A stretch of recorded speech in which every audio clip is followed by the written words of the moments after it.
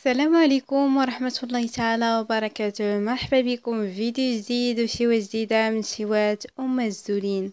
نتمنى تكونوا بخير وعلى خير وانتم كتشاهدوا الفيديو ديال اليوم ان شاء الله غنشارك معكم كيك يومي كيجي خفيف والمذاق ديالو كيجي لذيذ بزاف. غنحضروا معكم ذوق الحامض سهل في التحضير واقتصادي. كنتمنى الوصفه ديال اليوم تنال الاعجاب ديالكم، ونخليكم دابا مع المقادير وطريقه التحضير وفرجه ممتعه. بسم الله على بركه الله. في اناء غنوضع 4 الحبات ديال البيض ضروري دائما في الكيك اولا في الحلويات يكون بدرجه حراره المطبخ، فلا استعملتوه هو بارد يعني خرجتوه ومباشره خدمتو به الكيك ديالكم ما غيسقش ليكم وما غيجيكمش طالع نهائيا. من بعد غنضيف هنايا كأس غير ممتلئ من السكر، ودائما السكر كيبقى على حسب الذوق، تقدروا تضيفوا اولا تنقصوا فراه كيبقى لكم الاختيار.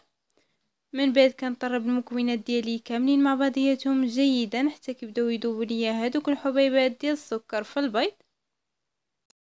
ومن بعد غنضيف هنايا كأس الا ربع من الزيت النباتي، وكنرجع نخلط مزيان غير بالطراب اليدوي حتى كيندمج ليا هذاك الزيت مع باقي المكونات وما كيبقاش ليا معزول بوحدو.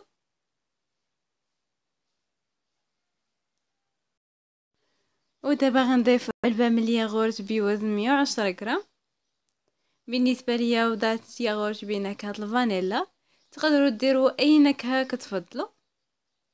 كنحرك الياغورت مزيان مع باقي المكونات حتى كيندمجوا ليا، ومن بعد التنسيم غنوضع مبشور الليمون. تقدروا ديروا ايضا الفاني فراه كيبقى لكم الاختيار. ودابا غنبدا نضيف في النواشف. هنايا عندي 2 كؤوس من دقيق الابيض الفورس، العبار دائما بكاس ديال العنبه الاستيعه ديالو 150 ملل من السوائل. غنضيف ايضا 2 اكياس من خميره الحلويات بوزن 16 غرام، كل كيس الوزن ديالو 8 غرام.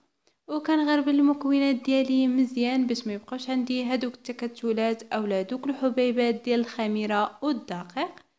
هنايا ايضا ضفت 2 معالق من عصير الحامض. بالنسبه لعصير الحامض فراه كيزيد مذاق رائع للكيك ديالنا وكيخليها تجي هشيشه. صافي كنحاول انني ندخل هذاك الدقيق والخميره في الخليط ديالي بهذا الشكل هذا. من بعد ما ندمجوا ليا المكونات ديالي كاملين مع بعضياتهم كيكون هذا هو القوام ديال الخليط ديالي. هنايا مزربت لكم مقطع باش تشوفوا القوام ديال الكيك كيفاش خاصو يكون. هنايا ملي كنكتبوا الرقم ديال 8 على الوجه ديال الخليط ما كيختفاش حتى كنكملوا الكتابه ديالها. وكاك خطوه اختياريه، تقدروا تضيفوا الزبيب اولا العنب المجفف فراه حتى هو كيزيد مذاق رائع للكيك ديالنا. هنايا خديت مول اللي سبق ليا دهنته بالزبده، تقدروا ايضا تدهنوه بالزيت وترشوه بالدقيق. صافي وغنفرغ فيه الخليط ديالي. من بعد غندخلوه للفرن اللي سبق ليا سخنته مزيان على 180 درجه. كندخلو الكيك ديالنا وكنخليوها طيب غير من الاسفل على 180 درجه حتى كطيب لينا. عاده كنشعلوا عليها من الاعلى تاخذ لينا هذاك اللون الذهبي وكنخرجوها. وبالنسبه للكيك ديالنا كتاخذ لينا في الفرن ما بين 35 حتى 40 دقيقه كتكون طابت. وهذا هو الشكل ديال الكيك ديالنا كما كتلاحظوا معايا.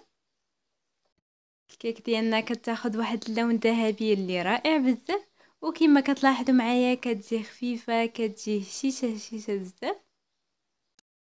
هنايا من بعد ما بردت ليا الكيك ديالي مزيان وحيدتها من المول كتكون بهذا الشكل.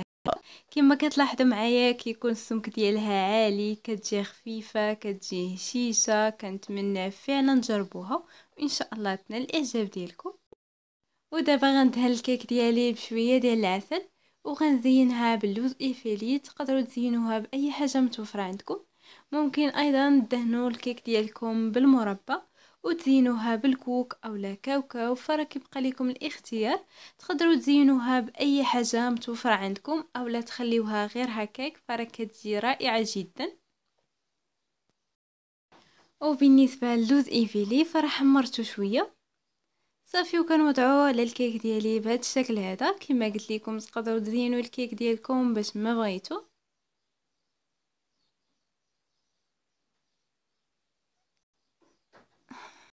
صافي، هنايا من بعد ما زينت الكيك ديالي، دابا غنقطعها معكم باش تشوفوا الشكل ديالها من الداخل كيفاش كتجي.